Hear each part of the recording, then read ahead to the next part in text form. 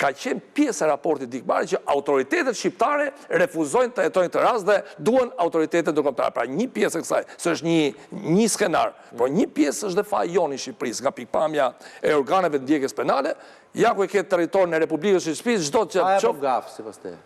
Tash po ti edhe gafë. Unë mendoj që fakti që është përdorur në raport tregon që është e qëllimshme. Sepse raporti i qëllimshëm, po jo këta e kanë bërë qëllimisht. Po jo, pse është bërë me qëllim? Ti ke një praktikë. Për shembull, herën e parë hetove, prokuroria e Kuksit dhe herën e dytë pastaj është një autoritet. Se ngjatë dyshime. Duhet kërkesa nga Serbia. Dhe kërkesa nga Serbia e komplikon politikimin. Po verifikojmë çka nuk ka gjë. Është agresori. Po jo, këtu është lujë tani. Sepse po të kemi parasysh prokurori, sepse pata një kontakt, se po e them sot pata një kontakt me Shpëtim Kurdin, që ka qenë prokurori rrethit Kukës, dhe po më tregote, domethënë, është prokuror, është avokat, ushtron profesion e avokatit, dhe më tha, ne kemi bërë shumë veprime për Umnikun, për shembull. Kur vinin Kufoma, kemi bërë kqyrje Kufoma në kufi, sepse nuk bëshin këto veprime procedurale në Kosovë. Pra, ne kemi qenë aktiv me ndërkombëtar, pavarësisht se nuk ke një marrëveshje të mirë, fillt janë veprime që bëhen. Se çfarë humti bëhet autopsia për shembull tek ato që janë bërë. Mund të janë bërë mbi 900 veprime hetimore, pyetjes dëshmitarë dhe këto veprime procedurale të prokurisë Kukësit janë përdorur ndaj Miloševićit në Hag, që kjo s'del me asnjë vend.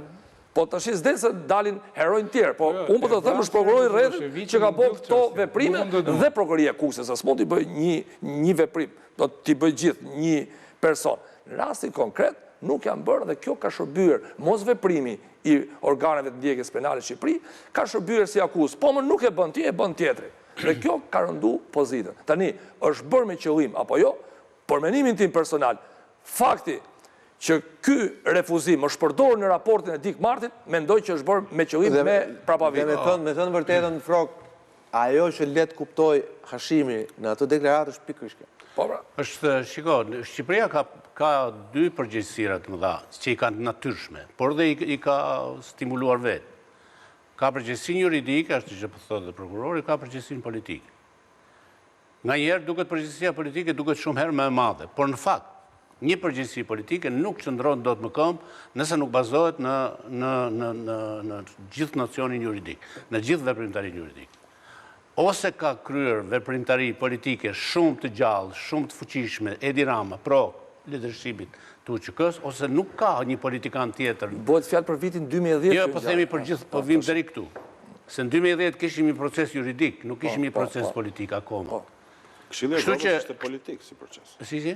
Këshilli i Evropës ishte qendrim politik. Po jo, është pjesa juridike shqiptare, këtë desha të them. Në momentin e të ngjarja juridike, si thuash, dhe pastaj mbi të cilën ngrihet politika, ka nisur në janarin e vitit 2011, kur në Këshillin e Evropës ne kemi votuar, Shqipëria ka votuar pro raportit, po i quajmë Dikmartit, në fakt ishte Carla Del Ponte dhe Dikmarti e tjerë. Në atë moment, Europa ka marrë të drejtën e pa diskutueshme dhe nuk e ka pranuar ta diskutojë, më ka marrë të drejtën ligjore, juridike për ta investuar atë gjykatë. Vetëm Frok, që se kemi shumë minuta, ajo dilema që kam unë këto mes është që dalim tek qëllimshmëria. Pra, pse e them këto? Sepse Karanxha e ngriti këtë idenë, pra, që pse mos ti kishin lejuar dhe në kur ata kërkuan të hetojnë për kampet idiote të përqendrimin në Kukës edhe ndërvend, ku ndërkohë ti i lejove për Dikmartin, erdhën nuk zbulun gjë dhe ikën dhe nuk u përfshin raport. Ndërkohë përfshin raport refuzimin. Tani, ideja ashtu, edhe dikush mund të thotë, po unë votova vërtet në këshill në Asamblenë Parlamentare.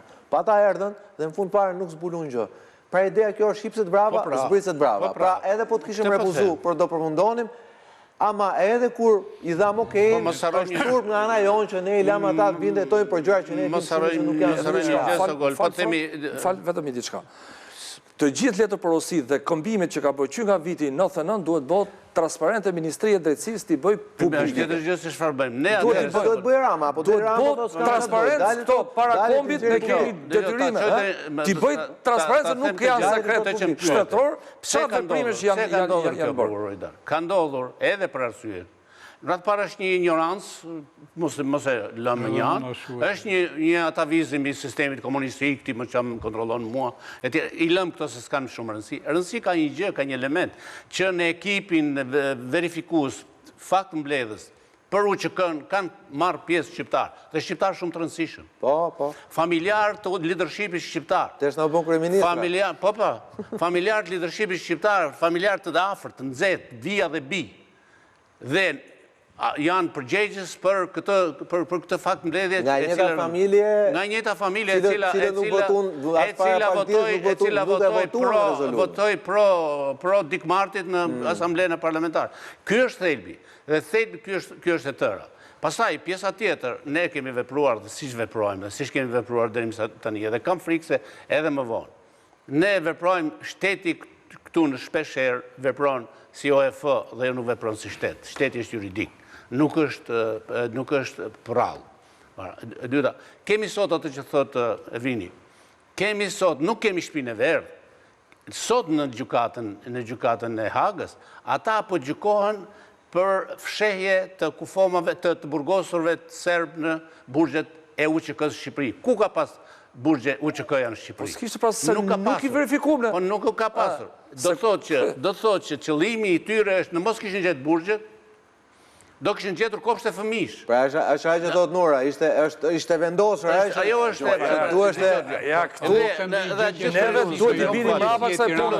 Duhet të eliminonim çdo dyshimë për presidentin e Tiranës. Jo, po edhe kjo eliminonim jo Tiranë stigje të hapura. Sot Kosova ka ditëlindjen. Mos harroni që nuk ka asnjë precedent juridik. Duhet merrem me mëkatet tona. Pikërisht nuk fare një precedent tjetër juridik. Ajo është çështje ta zgjidhë Kosova. Ajo është ta zgjidhë Kosovën me veten. Po flasim për mëkatet e vendit që është ky është atdheu. Apo jo, Kosova